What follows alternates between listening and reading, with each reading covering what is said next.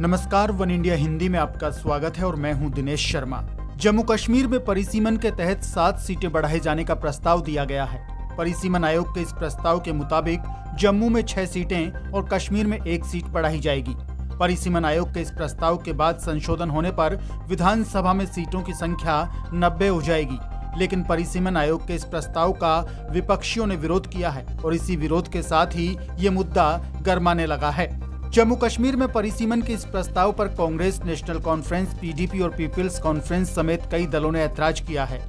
इनका परिसीमन आयोग पर आरोप है कि वह बीजेपी के राजनीतिक एजेंडे को उसकी सिफारिशों के तहत तय करने की अनुमति देने में लगा है। इन सभी ने परिसीमन आयोग के प्रस्ताव पर कड़ा विरोध जताते हुए कहा कि यदि ऐसा होता है तो ये जम्मू कश्मीर के चुनावी नक्शे को बदल देगा। जम्मू कश्मीर के पूर्व मुख्यमंत्री उमर अब्दुल्ला ने इस प्रस्ताव पर सवाल उठाए हैं। उनका कहना है कि आयोग की ओर से सिर्फ और सिर्फ बीजेपी का पॉलिटिकल एजेंडा इस्तेमाल किया गया है। महबूबा मुफ्ती ने आयोग के इस प्रस्ताव पर सवाल उठाते हुए कहा कि उनकी कोशिश लोगों को एक दूसरे के खिलाफ खड़ा करने की है। आयोग की ओर से ये सब बीजेपी को फायदा पहुंचाने के लिए किया जा रहा है। जम्मू कश्मीर पीपल्स कॉन्फ्रेंस के चेयरमैन सज्जाद लोन ने भी परिसीमन आयोग के इस प्रस्ताव को गलत बताया है। पीपल्स डेमोक्रेटिक पार्टी ने भी आयोग के इस प्रस्ताव पर कड़ा ऐतराज जताया है। पीडीपी प्रवक्ता सुहेल बुखारी का कहना है कि ये प्रस्ताव कहीं से भी न्यायोचित नहीं है। उन्होंने कहा कि जम्मू कश्मीर की जनता इसे स्वीकार नहीं करेगी। जम्मू कश्मीर कांग्रेस के चीफ गुलाम अहमद मीर ने भी इस आयोग के प्रस्ताव पर सवाल उठाए हैं। उनका कहना है कि परिसीमन आबादी के आधार पर होना चाहिए, लेकिन ऐसा नहीं हो रहा, जो कि गलत है। वहीं कांग्रेस के वरिष्ठ नेता गुलाम नबी आजाद ने भी परिसीमन में सीटों को लेकर सवाल उठाए हैं।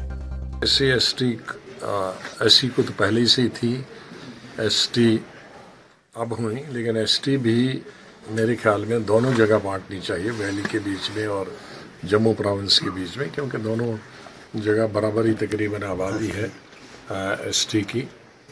और जहाँ तक सीटों का सवाल है, क्योंकि सीटें डिलिमिटेशन में 2 चीज़ें ध्यान में रखी जाती हैं, एक तो आबादी और दूसरा एरिया।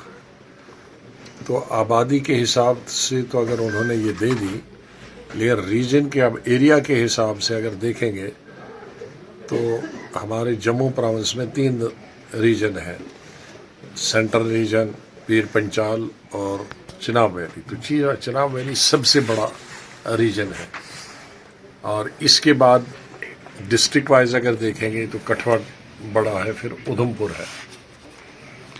तो मुझे पूरी उम्मीद है कि ये जो 6 सीटें एक्स्ट्रा मिली, ये इन 3 के बीच में बांटनी चाहिए, चिनाब वैली के बीच में, उधमपुर के बीच में और कठुआ के बीच में। सूत्रों की माने तो परिसीमन आयोग की तरफ से जम्मू कश्मीर में एसटी के लिए 9 सीट और एससी के लिए 7 सीट का प्रस्ताव दिया गया। इस प्रस्ताव से पहले आयोग की एक बैठक हुई थी जिसमें नेशनल कॉन्फ्रेंस के अध्यक्ष एवं पूर्व मुख्यमंत्री फारूक अब्दुल्ला समेत आयोग के सदस्य मौजूद रहे थे। गौरतलब है कि साल 2019 में जम्मू कश्मीर में अनुच्छेद 370 हटा दिया गया था। जम्मू कश्मीर और लद्दाख को 2 अलग अलग केंद्र शासित प्रदेश बनाया गया था। जम्मू कश्मीर में विधानसभा भी है, इसलिए यहाँ चुनाव के लिए सुप्रीम कोर्ट की रिटायर्ड जज रंजना प्रकाश देसाई की अध्यक्षता में परिसीमन आयोग का गठन किया गया था और अब इसी परिसीमन आयोग ने प्रस्ताव दिया है। आपको बता दें कि जम्मू कश्मीर में आखिरी बार 1995 में परिसीमन किया गया था। मैंने कहा कि जहां तक आज की मीटिंग का ताल्लुक है, इसमें एजेंडा रहेगा मौजूदा सूरत हाल जम्मू कश्मीर की, और फिर जो डिलिमिटेशन कमीशन ने एक ड्राफ्ट तैयार किया है उस पर गौर-खोज होगा और जो भी मामलात हैं जम्मू कश्मीर के मुतालिक उनको ज़ेर बहस लाया जाएगा। आज की मीटिंग में पर बहुत हाई ह्यू एंड क्राई है कश्मीर में।